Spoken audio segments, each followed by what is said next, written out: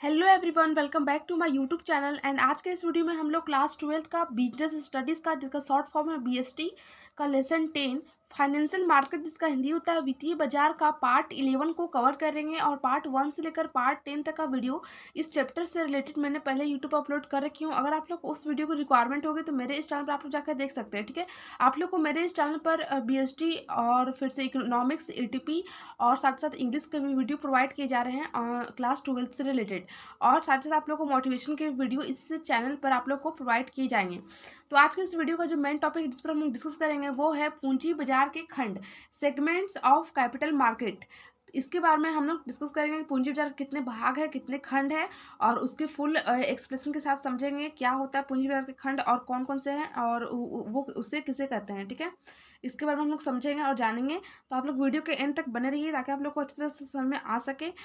तो पूंजी बाजार का जो जो खंड है, जो भाग है, उसको समझने से पहले मैं आप लोग को यही रिकमेंड करूंगी कि पहले आप लोग प्रीवियस वीडियो देखकर आए जिसमें मैंने पूंजी बाजार अर्थात कैपिटल मार्केट के बारे में फुल एक्सप्लेनेशन की हूँ। अगर आप लोग को वो वीडियो अच्छा से इस तरह से देखकर आ जाते हैं तो आप लोग को अच्छी तरह समझ में आ सकेगा कि हाँ पूंजी बाजार क्या है। तभी आप लोग जाकर पूंजी बाजार का जो खंड है, जो भाग है, वो आप लोग अच्छी तरह से समझ में आ सकेगा। ठीक है कि ईजिली। तो चलिए स्टार्ट करते हैं आज के इस वीडियो को। तो पूंजी बाजार के निम्नलिखित दो भाग है, ठीक है, दो खंड है। कौन कौन से, इस प्रकार से मैंने फ्लो चार्ट के थ्रू मैंने इस मतलब वीडियो मेंशन किया, आप लोग को देख सकते हैं। इससे ज़्यादा सुंदर लगता है, अट्रैक्टिव दिखता है। मैंने हमेशा से बिजनेस स्टडीज़ में बीएसटी में मतलब फ्लो चार्ट को ज़्यादा इंपॉर्टेंट देते आई हूँ। हमेशा फ्लो चार्ट जरूर मेंशन करती हूँ और पॉइंट बाय पॉइंट जरूर लिखती हूँ, क्योंकि ये दोनों जो है ना वो की पॉइंट है मतलब बीएसटी का ज़्यादा मार्क्स को इंक्रीज करने में और परसेंटेज को भी इंक्रीज करने में। तो दो भाग है। फर्स्ट है प्राथमिक बाजार, प्राइमरी मार्केट। सेकंड इज गौण बाजार, सेकेंडरी मार्केट।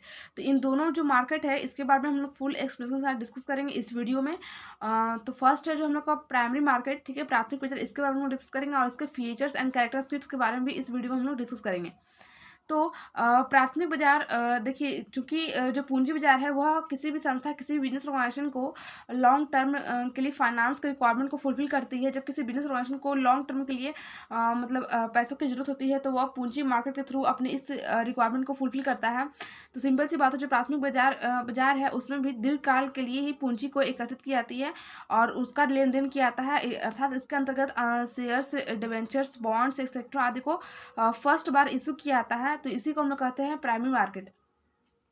तो इसका हम लोग और अच्छे से समझेंगे। चलिए, इसका पहले हम लोग मतलब मैं इसका बेसिक मीनिंग समझाना चाहूँगी कि प्राथमिक बाजार क्या होता है, प्राइमरी मार्केट क्या होता है। उसके बाद हम लोग इसका जो बुक लैंग्वेज है वो समझेंगे, जिससे कि मतलब इसका बेसिक मीनिंग समझने के बाद इसका बुक लैंग्वेज समझना आसान हो जाता है।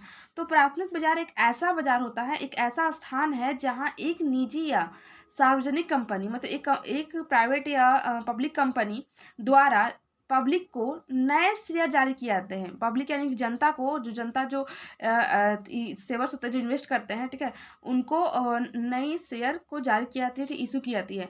द्वितीय मार्केट एक ऐसी ही जगह है जहां स्टॉक, बॉन्ड, म्यूचुअल फंड्स आदि जैसे प्रतिभूतियों का कारोबार होता है। ठीक है, द्वितीय मार्केट अर्थात सेकेंडरी मार्केट, गौण बाजार, ठीक है, जहाँ पर स्टॉक, बॉन्ड, म्यूचुअल फंड्स आदि प्रतिभूतियों का कारोबार होता है। प्राथमिक बाजार को नए मुद्दों के बाजार भी के रूप में भी जाना जाता है। यानी कि प्राथमिक बाजार को हम लोग नए मुद्दों से रिलेटेड मार्केट के रूप में भी जान सकते हैं। यह पहली बार जारी किए जा रहे नए सिक्योरिटीज से संबंधित है। यानी कि प्राथमिक बाजार के अंतर्गत नए सिक्योरिटीज जारी किए जाते हैं, नई प्रतिभूतियों को मतलब इशू की जाती है। प्राथमिक बाजार का आवश्यक कार्य नए उद्यमियों को, यानी नए एंटरप्रेन्योर को स्थापित करना और उन्हें जो है पहली बार जब सिक्योरिटीज जारी करके मौजूद उद्यमियों को विस्तार के लिए मतलब मतलब पैसे का रिक्वायरमेंट है उसको फुलफिल करना होता है। तो इसी को हम लोग कहते हैं प्राइमरी मार्केट। ठीक है, तो आई होप आप लोग को जो इसका बेसिक मीनिंग वो समझ में आ चुका होगा। चलिए हम लोग इसका फुल एक्सप्लेनेशन समझते हैं।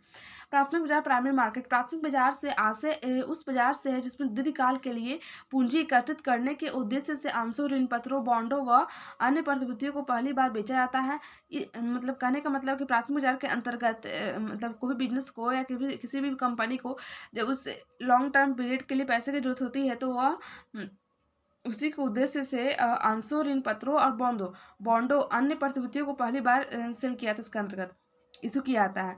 इस प्रकार इस इस बाजार का संबंध नवीन निर्गमनों से होता है, ठीक है, मतलब नया इसमें नया इशू होता है, ठीक है, इसका संबंध नया इशू से है। इस कारण प्राथमिक बाजार को नव निर्माण इशू, न्यूज इशू मार्केट इस प्रकार कहते हैं इसको, ठीक है।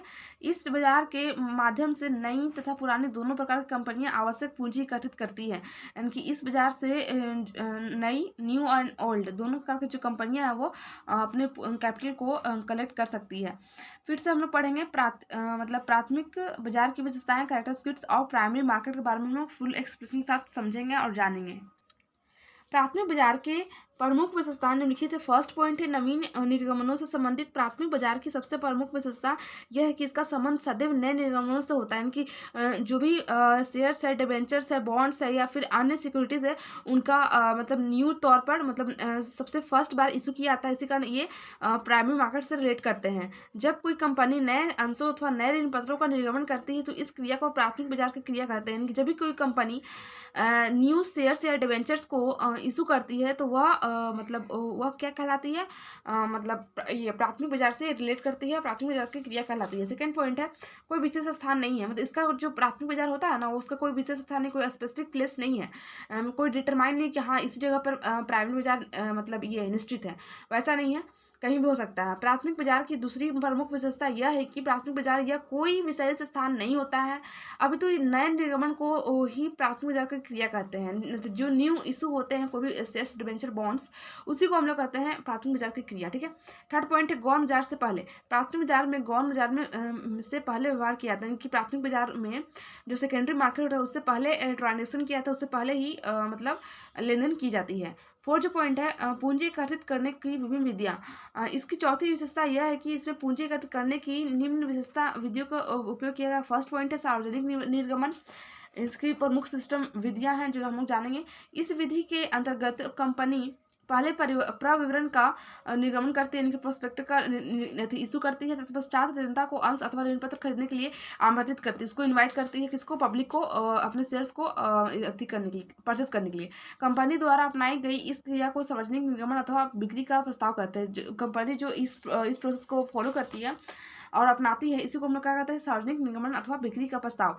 फिर से सेकंड जो पॉइंट है वो निजी व्यवस्था। इस विधि के अंतर्गत कंपनी अपने अंशों के निजी साधनों एवं संपर्कों के द्वारा निवेशकों, छोटे छोटे समूह को जैसे वित्तीय संस्थाओं, दलालों, साहूकारों एवं म्यूचुअल कोषों आदि की विक्रय करती है। इनकी जो इस विधि के अंतर्गत निजी व्यवस्था, यानी कि प्राइवेट व्यवस्था के अंतर्गत जो ये होते निजी कंपनियां साधनों होते हैं उनको छोटे छोटे समूह दलालों, ब्रोकर, साहूकारों के द्वारा विक्रय करती, उसको विक्रय करती है। इस विधि के अपनाने से कंपनी सार्वजनिक निर्माण करने की कठिनाइयों से बच जाती है।